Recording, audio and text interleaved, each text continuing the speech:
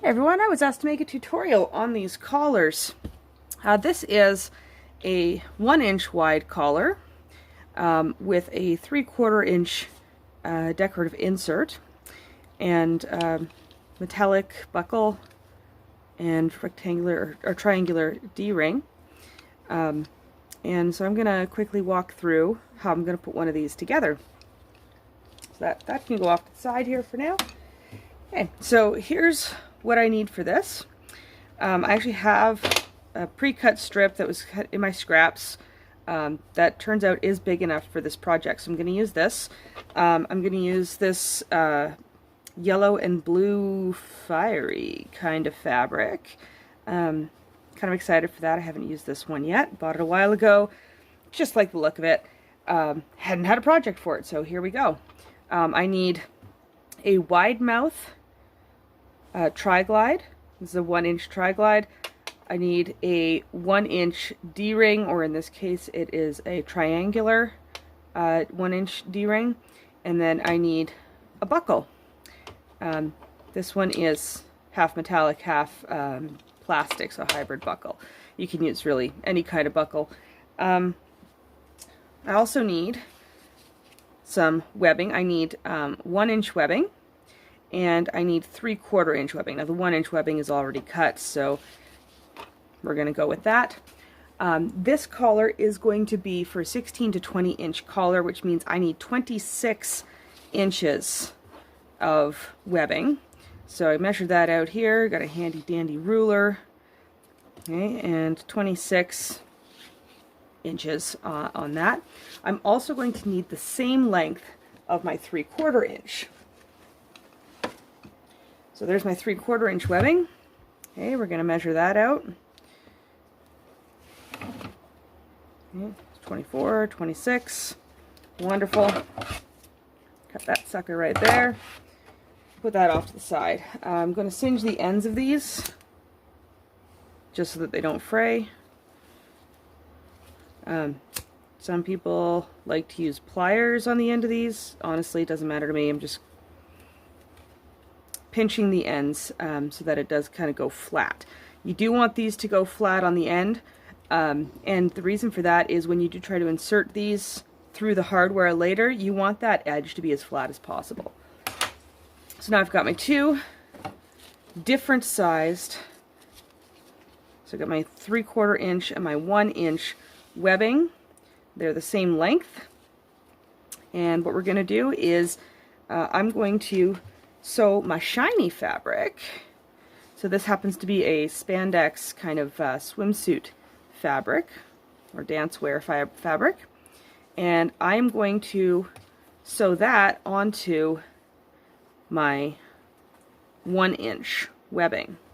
So there I'm just going to pin this or clip it. If you have pins, use pins. If you have clips, use clips. I like using clips because it doesn't put holes in stuff. Okay. And we're just going to sew this up. So I'll take these off. And sew across the top edge first. It's my dog letting me know someone's here.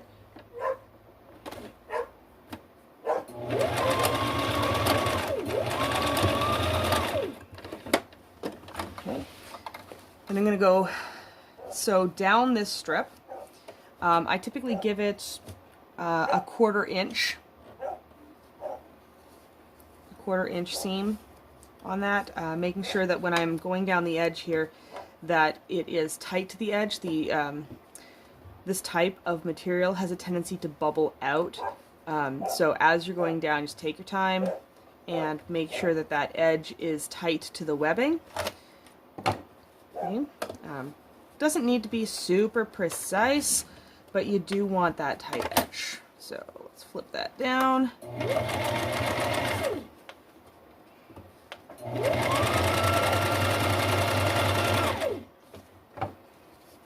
go one little bit at a time here. I don't bother pinning on the way down.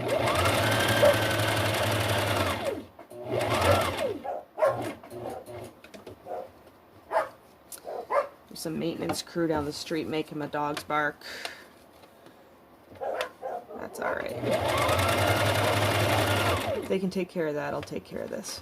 There we go.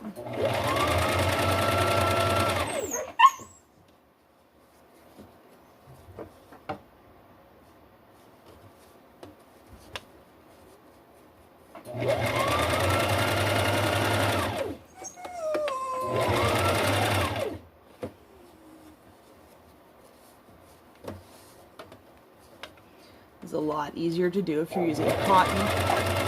Cotton doesn't tend to stretch or bubble. It goes much faster, and you'll see that when we do the 3/4 inch layer.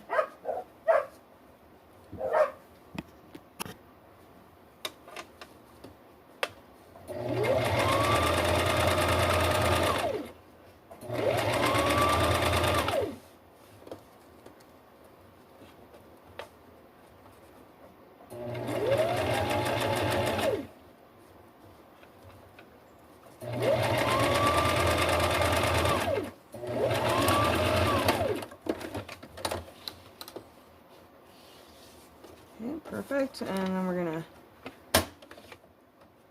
cut across the top here and then go back down the other side. There was a little bit of bubbling that happened here. Not too horribly concerned about it. It'll kind of blend in as we put the layers together, but you do want to keep it as tight as possible. So just fold that over.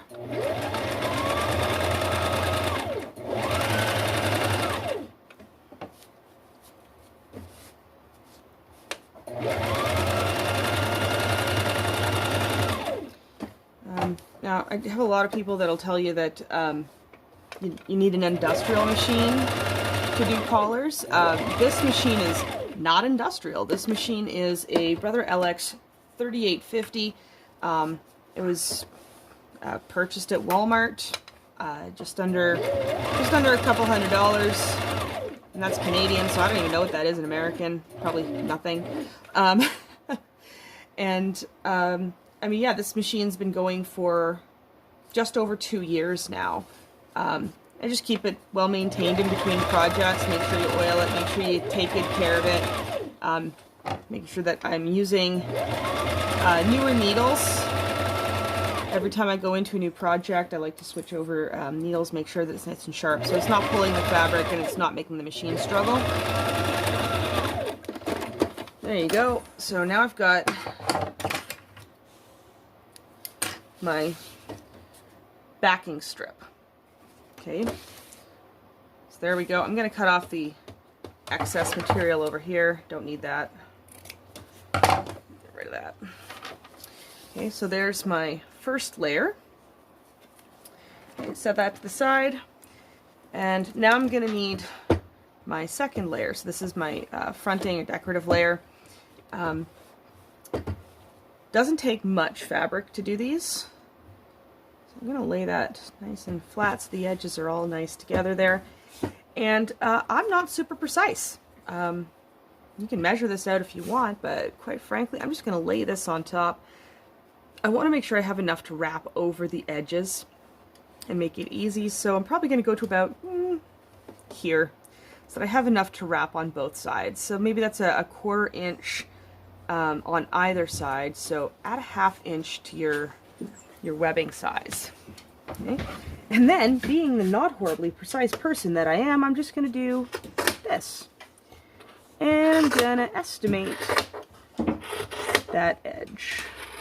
And just trying to keep it relatively consistent on the way down. And there we have the next strip. So I'm going to repeat the process with this new strip here.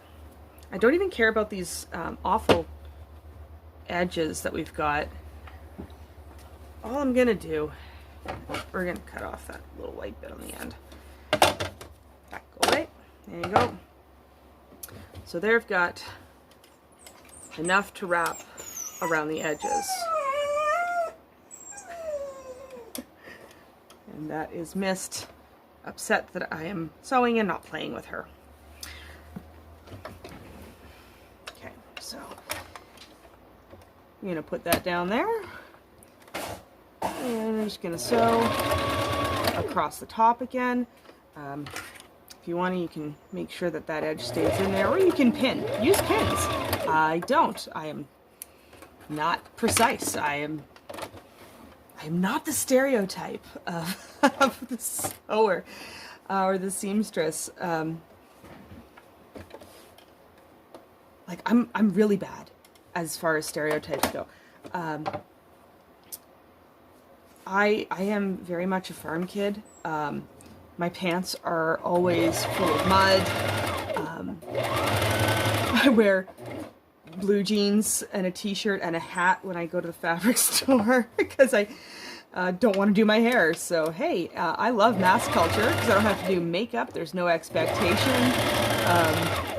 It's kind of wonderful that way. One of the joys of living through the pandemic. So I'm not even switching over colors here for the thread. I like black and I like white. I'm a person of simple tastes when it comes to the thread color. The dogs don't care either. Sometimes the people care. And if I have a light fabric, I'm probably using white.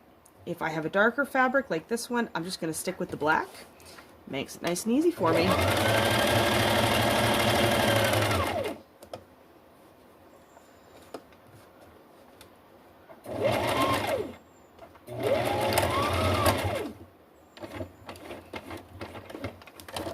Alright, flip this over. And there's my other edge, so fold that onto it.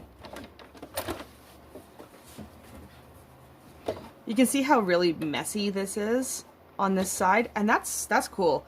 I am using the guidelines on the thing in order to make sure that my seam stays consistent, though I want my seam to stay nice and consistent all the way down the edge, because that's going to help give it that nice finished look. I don't care what the inside edges look like on the fabric. There's little bits and pieces of thread flying everywhere here. That doesn't matter, because that's all going to get hidden in a few minutes. But the seam does not get hidden, so the seam needs to stay nice. Alright, so I do one piece at a time here, which I have found infinitely easier than pinning everything. Just kind of set it up 6 inches to 8 inches at a time, and then just ride down the edge.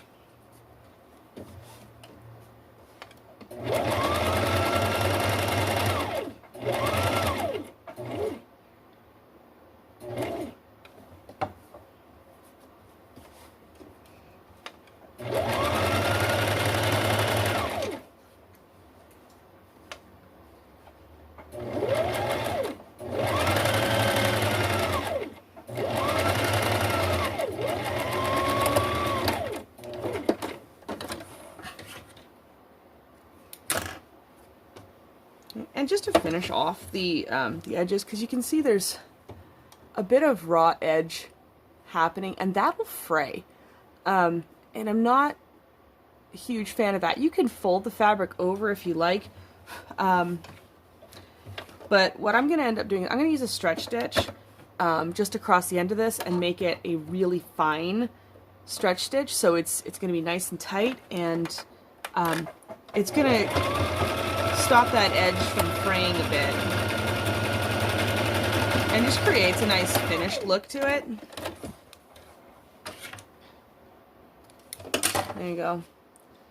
So that's the stretch stitch on the end. It's just going to stop it from fraying, and I'm going to use a lighter just to get rid of some of the ends of the thread.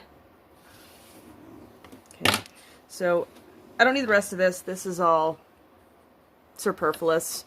So I'm going to get rid of that too. And then I'm going to finish the edge of this one. So plop that sucker back down for a stretch stitch. And we're talking really fine stretch stitch, guys. It's tight. I want almost like a completely solid black edge on that. Get rid of the threads. There you go. So you can see the edge of that is not going to fray anymore. Let me just take that lighter and melt the ends of the threads. That'll keep it nice and cozy. Okay. There you go. So now I've got my second piece, or the top decorative piece, to my collar.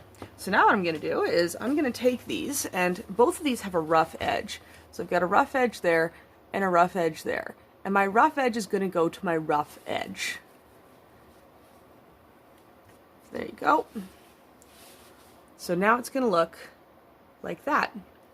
I'm going to stitch along the top just to give myself my anchor, and then I'm going to go down along each edge. And the key to making this one look good is making sure you stay on top of your original stitch line. So if you used your guidelines, great. Just stay on your guideline, and it's going to give you a really good stitch on top, directly on top of your other stitch. So that's what I'm going to do right now. Top first, and then down the edges.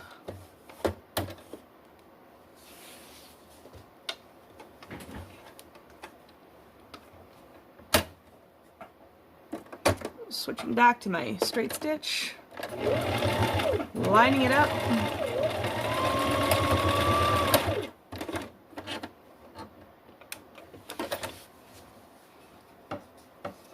Okay, so I'm laying it flat on top, and I'm going to have my 1 inch strip is going to be larger than my 3/4 inch, and I want that. I want to be centered directly on top of it, and having the shiny edges hanging out. Alright, so here we go. This is the tough part. Making sure that the stitch stays on top of the other stitch.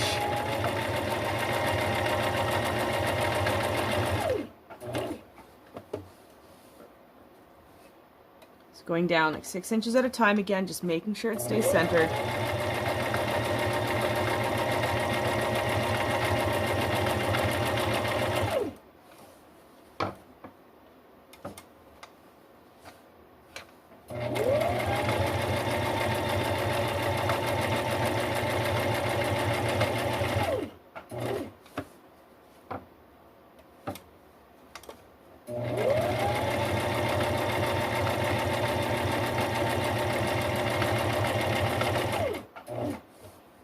Steady as she goes. And I'm making sure that if there's any loose threads, they're just getting tucked underneath as I go. So like I've got a little bit of thread here, I'll just tuck that in. No one's going to see that. The stitch is going to hold all of that in. So rough edges to rough edges, so we never see the rough stuff.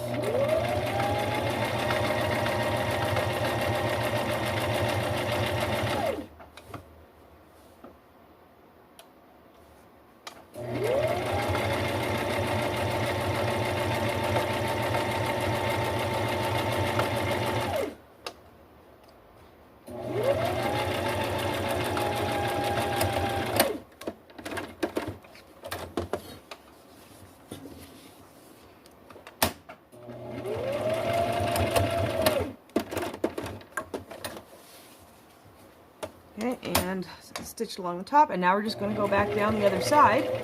Exact same thing. It's a little easier coming back down the other side because you don't have to lay it flat anymore. You don't have to worry about, is it centered? Because the other edge is anchoring that down. And this is just nice and steady, and I'll just guide it through. Good and slow. No rush. Start to rush, and that line's going to start to look ugly.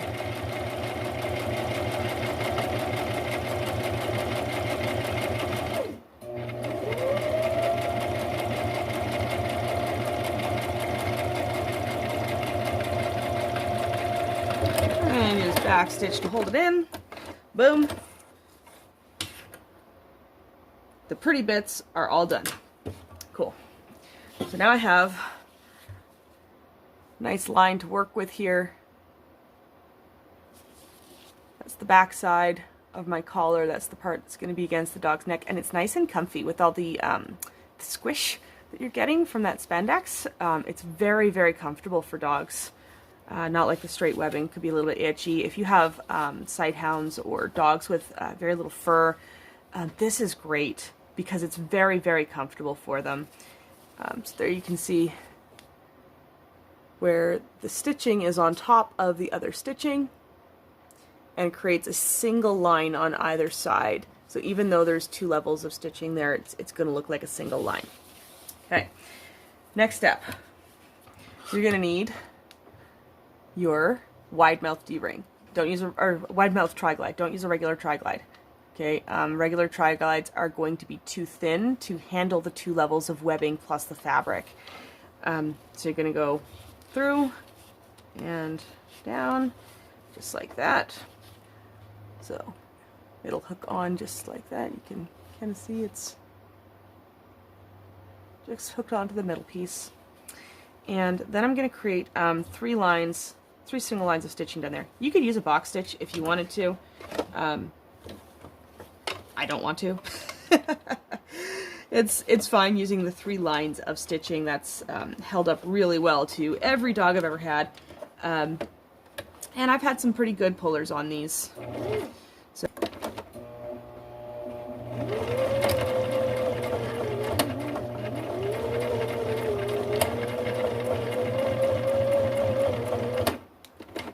okay, so there's one line, just pick it up, shuffle it over. Create my next line. I'm just gonna go back over it a couple of times. I just really like having a little bit of extra on there. Some loose, oh, got loose threads back here. There we go. Let's clean that up a bit.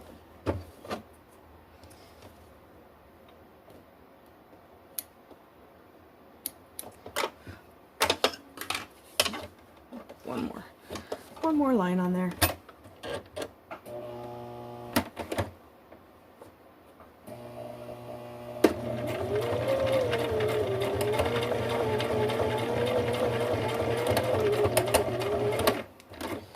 There we are.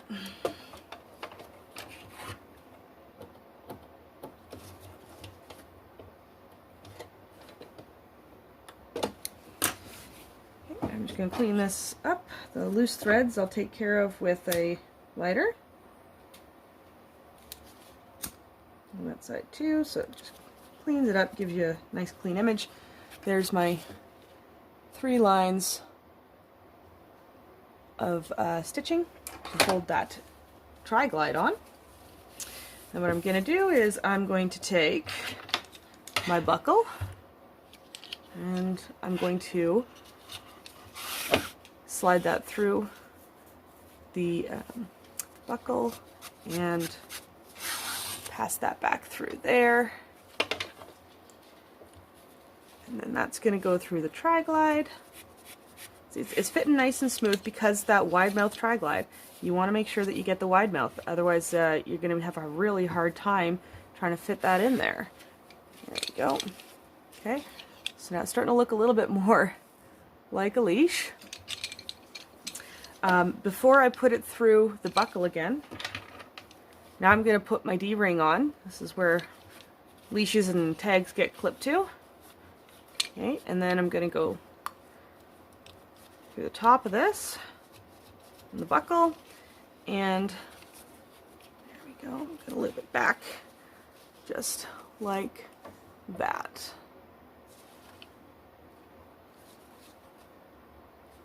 Okay. So I'm going to unbuckle my clip, and now I'm going to sew 3 lines, and again you can use a box stitch if you want, but I do 3 lines, so I do 1, 2, 3 lines here, and then I'm going to shuffle this all the way to the edge of where those stitches are going to hold, and then I'm going to sew 3 lines on the other side of it to keep that steady. Okay. Alright, wish me luck. This is the hardest part on your machine. because you are sewing through a lot of layers of fabric. Right now I'm using a universal needle. It is the Schmitz Universals. It's 130 by 705 H9014. Here you go. Check that out. Those are the needles I'm using for this project. They're nothing fancy. They're just a very durable universal needle. Okay, so I'm gonna put my needle down to start. And just go back and forth a couple of times over that. Perfect. I'm gonna slide it over for the next line.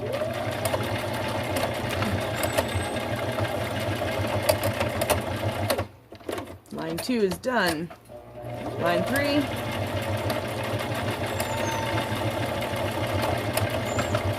Don't use a dull needle for this, guys. If you're doing dull needle and you're trying to sew through this many layers of fabric, you're gonna have a really hard time of it. Stuff will break. Your machine will be sad. You will be sad. Everyone will be sad. Nobody needs to be sad. Use good needles. Okay. So again, just going to burn all that superfluous thread. Let it melt on there. Okay. And then I'm gonna shuffle my ring as far as it can go towards those lines of stitches, and then I'm going to do the next 3 lines.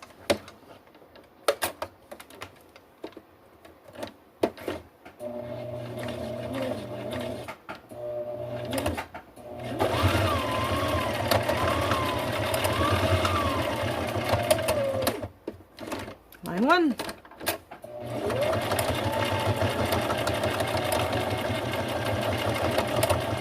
Line 2.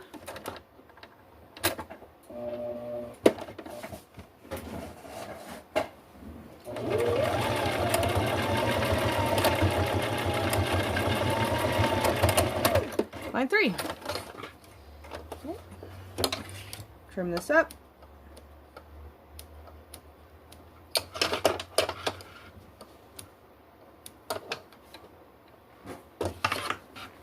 So there's some places there on the back where I actually moved the thread over while I was sewing and not trimming, so I'm going to trim those up just to give it a good finished look.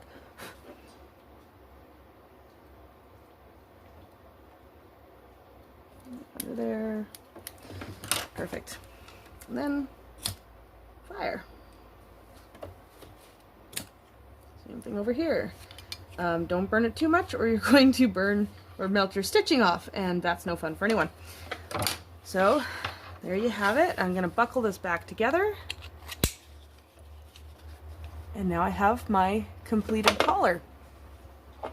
And I'll take a picture of this and maybe add it to the video. A little fuzzy here. There we go. Quality control check. Make sure there's no fuzzies sticking out anywhere. But that looks pretty sharp. I like it. All right. Thanks for watching.